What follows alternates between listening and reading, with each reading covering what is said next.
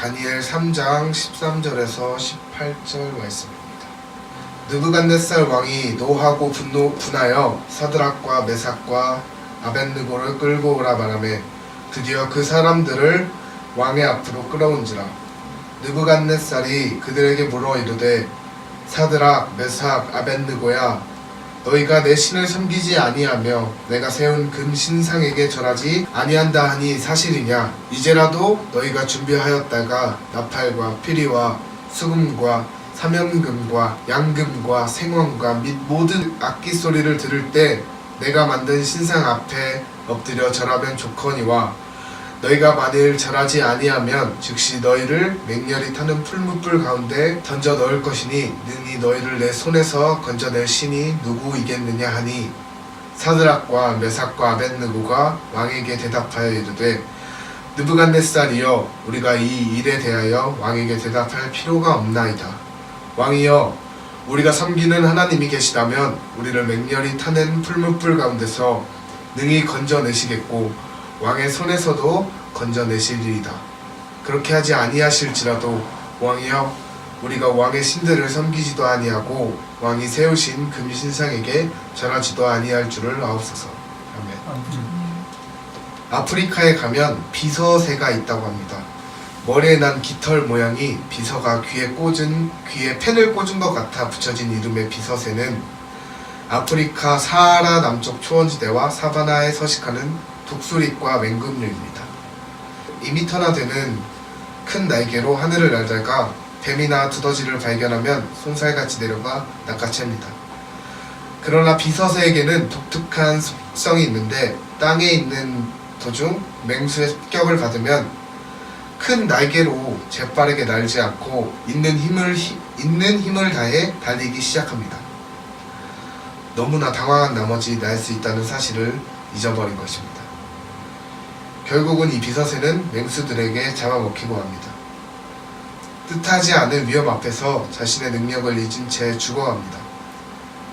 믿음 생활을 하는데 꼭 비서새와 같은 사람들이 있습니다.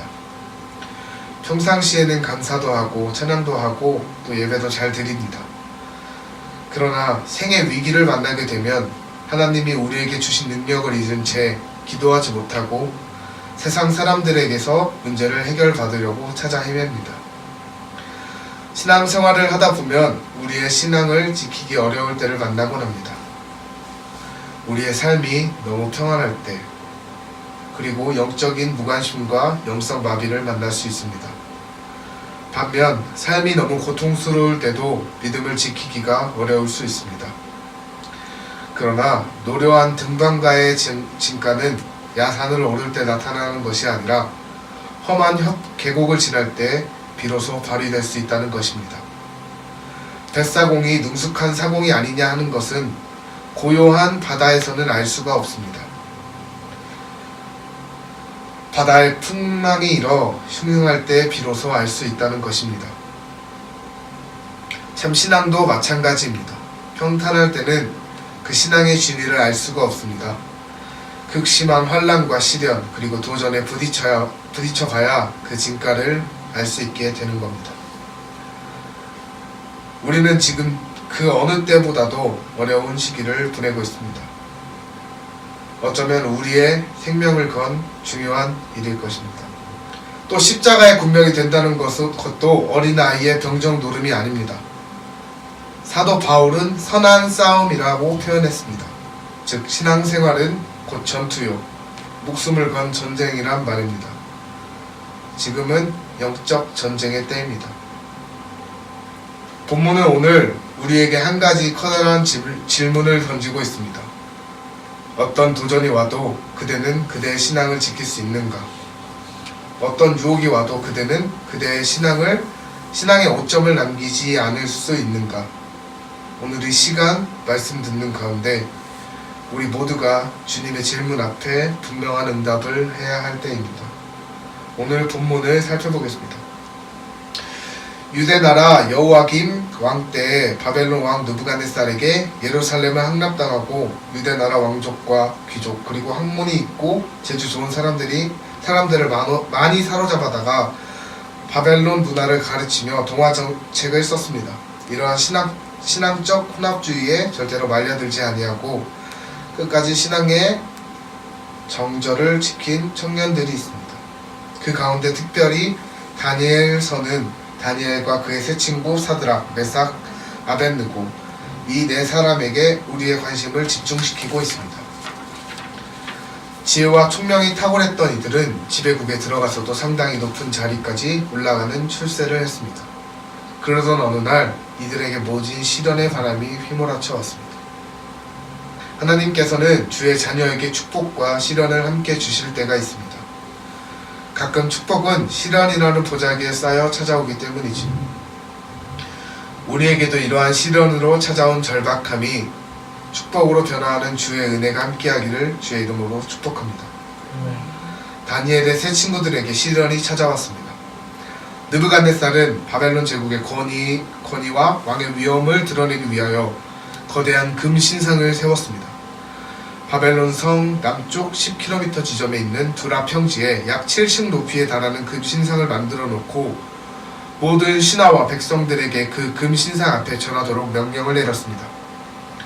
만약 왕명을 어기면 활활 타오르는 풀무불에 넣어 죽이겠다고 위협했습니다. 드디어 마침내 제막식 날이 되었습니다. 모든 사람들은 온갖 악기 소리에 맞추어 왕명에 따라 금 신상 앞에 절하기 시작했습니다. 이제 사드락과 베삭, 아벳느고도 하늘을 찌르듯 서 있는 바벨론 우상 앞에 서게 되었습니다. 우상에게 절하는 타협의 길을 선택할 것인가, 아니면 임금의 명령을 거부하고 죽음의 길을 선택할 것인가, 오늘 그들은 선택의 기로에 서게 된 것입니다. 왕의 무서운 권위 앞에 서 있는 패전국의 청년들은 무엇을 어떻게 할 수가 있겠습니까? 그러나 새 청년들은 눈에 보이는 바벨론의 권위보다 하나님의 권위를 더 두려워할 줄 알았고 느부갓네살의 왕자보다 하나님의 보좌를 더 존귀하게 여길 줄 알았습니다. 여러분, 우리에게는 부끄러운 과거가 있습니다. 1938년 초부터 일제는 일반 기독교인들에게까지 경찰력을 동원하여 신사참배와 국가의식을 강요하고 개교회는 물론 노예와 총회에 압력을 가하며 신사참배를 결의하고 실행하도록 강요하였습니다. 가장 먼저 신사참배를 실시를 가결한 곳은 1938년 2월 3일부터 9일까지 선천읍 남예배당에서 열린 제53회 평북노회에서였습니다. 당시 노회장 김일선 목사의 사회로 열린 노회에서 노회 종교교육부가 제안한 신사참배는 종교가 아니오 국가의식임을 시인하고 여타 다른 제안과 함께 가결하였던 것입니다. 세상을 살아가는 우리가 이처럼 적당히 타협하며 살아가지는 않는지 생각해 보아야 할 것입니다. 자기 마음속에 여러가지 우상들을 만들어 놓고 징크스를 깨기 위한다고 하는 행위 또는 마음의 안식을 위하여 만드는 물건들, 그리고 조상들에게 효를 다한다고 하며 행하는 제사나 하나님을 섬긴다고 세워놓은 여러 형태의 우상들을 깨뜨려야 할 것입니다. 오늘 본문의 새 주인공은 우상 앞에 경배하는 길이 아닌 죽음의 길을 선택하고 이글거리는 풀무불 앞에 서게 됩니다. 오늘 잘못된 물질주의와 문화의 유혹 앞에 쉽사리 굴복해버리는 그리스도인들의 모습과는 너무나 그 절개가 다른 이 얼마나 충성스러운 하나님의 사람들의 모습입니까? 현대 살아가는 사람들을 굴복시킨 세 가지 힘이 있다고 합니다. 첫째는 돈이요, 둘째는 권력의 힘이요, 셋째는 죽음의 힘입니다. 현대인들은 돈의 힘 앞에 또 권력의 힘 앞에 엎드려 절하고 고개 숙여야 살 수 있을 거라고 생각합니다. 더구나 죽음은 우리의 모든 것을 빼앗아가 버리기에 죽음의 공포로부터 자유할 수 있는 사람이 많지는 못합니다. 그러나 본문의 주인공들은 우선 황금 우상 앞에 자유했습니다. 두라 평지 위에 위풍당당하게 서 있는 황금 우상, 그 앞에 임금과 모든 대신들이 절하고 있을 때 그 앞에 황금을 비웃듯 당당히 서 있는 세 사람이었습니다. 사드락과 메삭과 아벳느고는 권력 앞에 자유했습니다. 전승국의 대군주라 할지라도 하나님 앞에 피조물에 불과하다는 신앙입니다. 하나님만이 경배받을 수 있는 내 인생의 진정한 주권자라는 고백이었습니다. 비록 임금의 명령이라 할지라도 진리가 아니면, 정의가 아니면, 하나님의 뜻이 아니면 일고의 가치조차 없다는 것입니다. 또 이 세 사람은 죽음 앞에서 자유했습니다. 그들은 적어도 살기 위해 몸을 더럽히고 생명을 연장하기 위해 자신의 신앙을 꺾고 사는 그런 사람이 아니었습니다. 내가 사망의 음침한 골짜기를 다닐지라도 우리의 해받음을 두려워하지 않습니다. 주께서 우리와 함께 계시기 때문입니다. 사망아, 너의 이기는 것이 어디 있느냐? 사망아, 너의 쏘는 것이 어디 있느냐? 우리 주 예수 그리스도를 말미암아 우리에게 이김을 주시는 하나님께 감사하노라. 도대체 사드락과 메삭과 아벳느고가 가졌던 신앙이 어떠한 신앙이었길래 이토록 당당히 자유할 수 있었으며 오늘 우리를 이토록 부끄럽게 만들고 이처럼 진한 감동으로 다가온단 말입니까? 본문 14절에 보면 느부갓네살 왕이 회유하며 말하기를 너희가 내 신을 섬기지 아니하며 내가 세운 금 신상에 절하지 아니하니 짐짓 그리하였느냐. 이에 대한 청년들의 대답은 이렇습니다. 16절 느부갓네살이여 우리가 이 일에 대하여 왕에게 대답할 필요가 없나이다 하고 양보할 수 없음을 당차게 이야기합니다. 타협해야 할 문제가 아니라는 것입니다. 말로 대답할 필요가 없는 문제라는 것입니다. 우리의 양심과 신앙이 허락하지를 않습니다. 그들의 결의는 단호하고 또 분명했습니다. 한국 교회는 신사참배를 허락하며 인정했던 목사들의 정신으로 이어온 것이 아닙니다. 공산주의 총칼에 굴복하지 않았던 송양원 목사와 그의 아들 동신이의 피를 먹고 산 것입니다. 일제 신사 앞에 절하지 아니하고 대못 박힌 송관길을 당당히 걸어갔던 주기철 목사님의 피를 먹고 자라온 것입니다. 오늘도 수많은 사람들은 부러움의 대상이 되고자 합니다. 넓은 길을 가서 많은 사람들이 나를 따라오기를 기대합니다. 그러나 성경은 우리에게 좁은 길 가기를 요청하고 있습니다. 오늘 우리는 양보해야 할 것을 양보하지 않고 당연히 양보하지 않아야 할 것은 너무나 쉽게 양보해버리는 우리의 모습을 자주 보지 않습니까? 얼마든지 양보할 수 있는 일인데도 불구하고 우리의 성질과 자존심을 죽이지 못하여 우리 자신을 쏟아내는가 하면 반대로 도무지 양보할 수 없는 신앙의 순결, 하나님과의 관계 등에 대해서는 둔감해질 대로 둔감해진 오늘 그리스도인의 삶을 봅니다. 우리를 유혹으로 이끌 때, 우리를 타협의 광장으로 몰아갈 때 우리는 여기 세 청년의 단호한 결의를 보여줄 줄 알아야 합니다. 이 일만은 양보할 수가 없소. 그 문제에 대해선 대답할 필요조차 없소. 나는 행동으로 말하겠소. 내 양심이 말을 하고 있소. 라고 할 수 있어야 합니다. 17절에서 만일 그럴 것이면 왕이여 우리가 섬기는 우리 하나님이 우리를 극렬히 타는 풀무 가운데서 능히 건져내시겠고 왕의 손에서도 건져내시리라 라는 구원에 대한 확고한 믿음을 고백하고 있습니다.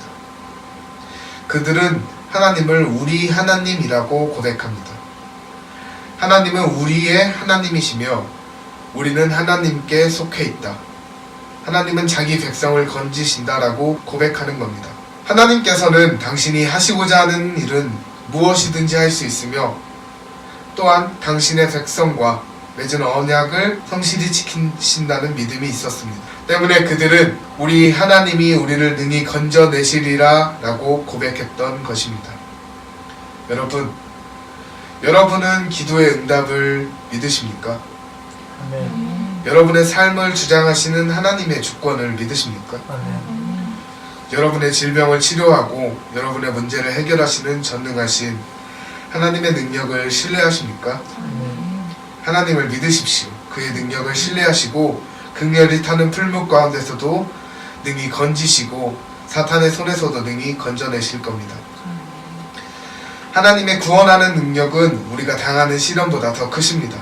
하나님의 구원하는 사랑은 우리가 가지고 있는 그 어떠한 문제보다 크십니다. 하나님의 구원하는 손길은 우리를 해치려는 사탄의 손길보다 더욱 빠릅니다. 오늘 새 청년이 가진 신앙의 클라이막스는 18절에 잘 기록되어 있습니다. 그리 아니하실지라도 왕이여 우리가 왕의 신들을 섬기지 아니하고 왕의 세우신 금 신상에게 절하지도 아니할 줄을 아옵소서. 저는 분명히 성경의 모든 풍성한 약속들을 문자 그대로 믿습니다. 저는 믿음의 기도는 병든 자를 구원한다는 신유의 능력을 믿습니다. 저는 분명히 하나님의 사랑을 받는 자들이 영혼이 잘됨과 같이 범사에 잘된다는 것을 믿습니다. 저는 분명히 하나님의 일을 감당하는 자들에게 넉넉한 재물을 허락하시겠다는 하나님의 말씀을 믿습니다. 그러나 그리 아니하실지라도 그것은 선하신 하나님의 뜻이며 그분은 영원히 우리의 신앙의 대상이 됩니다. 아멘. 전능하신 하나님께서는 저기 이글거리는 풀무불 속에서 우리를 건져주실 것을 믿습니다. 그러나 왕이여 그리 아니하실지라도 우리가 풀무불 속에서 우리가 그대로 죽는다 할지라도 우리는 우상 앞에서 절하지 않을 것입니다. 우리는 하나님 앞에 감사하며 죽어갈 수 있습니다. 이 얼마나 놀랍고 위대한 신앙 고백입니까? 우리가 불이익을 당하고 죽임을 당할지라도 하나님이여 우리는 하나님 외에 다른 신을 섬기지 아니하며 이방신과 귀신에게 제사하지 아니하겠습니다 라고 고백하는 것입니다. 저 겟셋마네 동산에서 부르짖었던 주님의 절규가 바로 그리 아니하실지라도의 고백 아니었습니까? 마가복음 14장 36절에 아빠 아버지여 아버지께서 모든 것이 가능하오니 이 잔을 내게 옮기시옵소서. 그러나 나의 원대로 마시옵고 아버지의 원대로 하옵소서 하였습니다. 그러나 내 뜻대로 마시옵고 아버지의 뜻대로 하옵소서. 하나님이여 이 풀무불 속에서 내 몸이 타는 것이 하나님의 뜻이라면 나는 이 상황을 받아들이기를 원합니다. 새 청년이 풀무불에 던져지자마자 불 속에 뛰어들어 그들을 껴안고 구원하신 분이 계십니다. 나를 살리려고 우리의 무거운 죄의 짐을 가슴에 끌어안고 활활 타가셨던 분이 바로 우리 예수님입니다. 새 청년은 머리털 하나 상처 입지 않고 보호를 받았습니다. 이사야 43장 1, 2절 말씀에 너는 두려워 말라 내가 너를 구속하였고 내가 너를 지명하였으니 지명하여 불렀나니 너는 내 것이라.